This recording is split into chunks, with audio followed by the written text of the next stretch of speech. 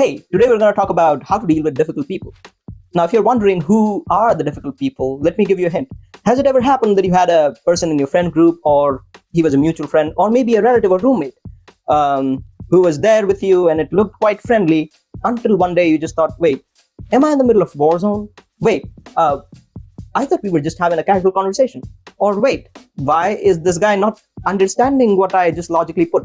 Or even worse, I mean, I hope you never feel this way, but in the middle of the argument, you do realize that, oh, so this guy is just speaking anything that comes into his head just to save his ass. Okay, you do understand who are the people that I'm talking about.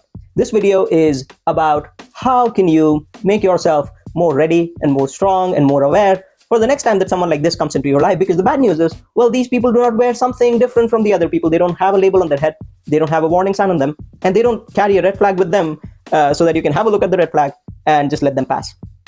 So if you met someone like this, what is the best way to recognize them? And what is the best way to make sure that you don't fall into their trap? Well, I think it is the awareness of manipulation tactics. If you know the terminologies of the tactics that these people use, you'd be able to flag them way quicker, because just think about how our mind works. Our mind works with images, sound, and also words.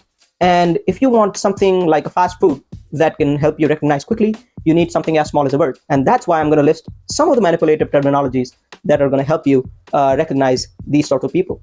Okay, so the first word is gaslighting. Well, the origins of this word is to do with some play where a husband was trying to prove to his wife that she is the one that's mad. And I think by the end of the play, a sad ending, the wife is successfully convinced that she is crazy. But anyways, what is gaslighting and how does it work in typical scenarios? Well, gaslighting is when someone brings the conversation personal to you. And by the end, he's able to convince you that his personality is able to see much more than you've seen. Maybe he says things like he has more experience. Maybe he says things like, well, you are living in your own bubble. Maybe he says things like, well, you're not acquainted with something about the world that he's acquainted with. Or worse of all, he gives a psychoanalysis of you. I hate these people, honestly. But there are people in the middle of the argument who would start saying things like, not everything that you think right is right. You know, it's easy for you to say, just think about how much privilege you have. The more you know that you don't know.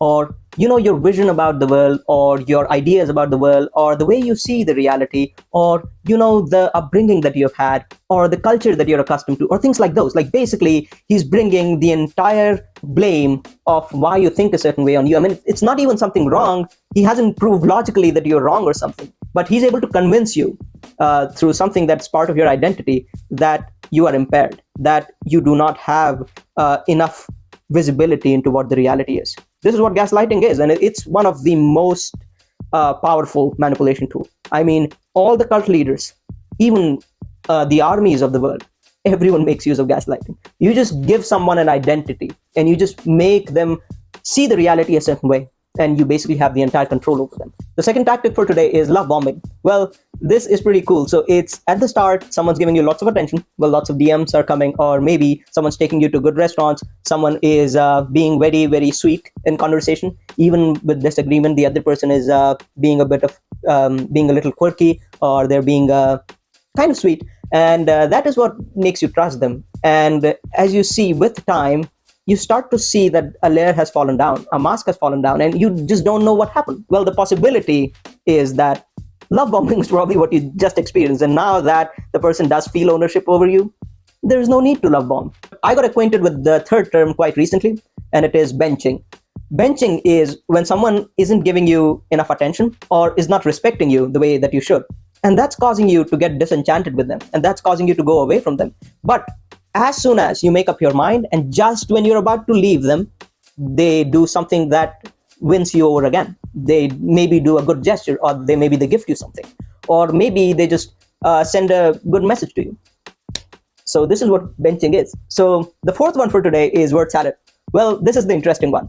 Word salad happens when you're having an argument or a conversation with someone, and then you're keeping your point. And what has happened is you are more prepared, or you are way more informed than them about something. And at the end, when the argument should have a concluding end with a closure that, okay, they need to rethink about their ideas, they need to reconsider whatever you just said, they just throw this word salad that makes the conversation impossible to proceed.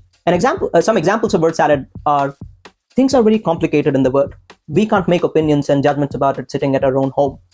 You don't have perspective over things that people are going through. What you are saying is just things that are in principle.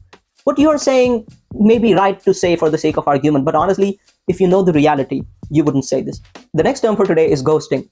Ghosting is basically someone has disappeared. Someone has just become a ghost. Oh, not in a literal sense, of course. This is just like they were having conversation with you and it was just civil. When you said thank you, they would say you're welcome. Or when you said, hey, good morning, they would say, hey, good morning. And when you say what's up, they would say something like fine or good or whatever. So there was at least that sense of civility between both of you. And now they have just let go of all civility and they have pretty much treated you like a toy. And now whatever you're saying is nothing more than a radio to them. So that is what ghosting is. Now, ghosting can be done by people who are toxic, and ghosting can also be done by people who are not toxic and they just want to create that boundary now. Now, they don't want you to have access into their life. So not everyone that ghosts is a toxic person.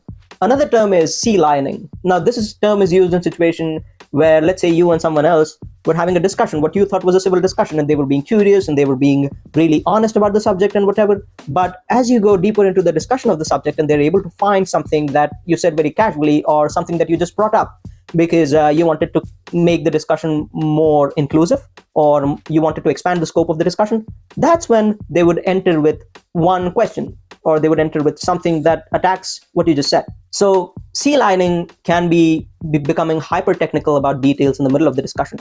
Sea lining can be something like converting a casual discussion into a very, very technical discussion. In short, sea lining is whenever someone was faking a healthy discussion at first, but as the discussion proceeded, they turned from this healthy discussion member to this fighter who just now wants to win and just wants to dismantle your argument, whatever it takes.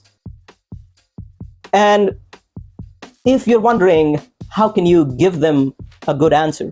How can you level the score of stupidity that they got into your life? Or how can you give them the answer or show them their place? Well, I have some bad news for you. These people would make sure that you feel frustrated if they feel frustrated. It's not a matter of them accepting at some point that they were wrong. And that's the entire point of their identity. So if you're trying to do any of that, I'll warn you, that doesn't work. The best thing to do is creating a space for yourself where these people do not get access. So if you have a roommate like this, I'd highly encourage you to move.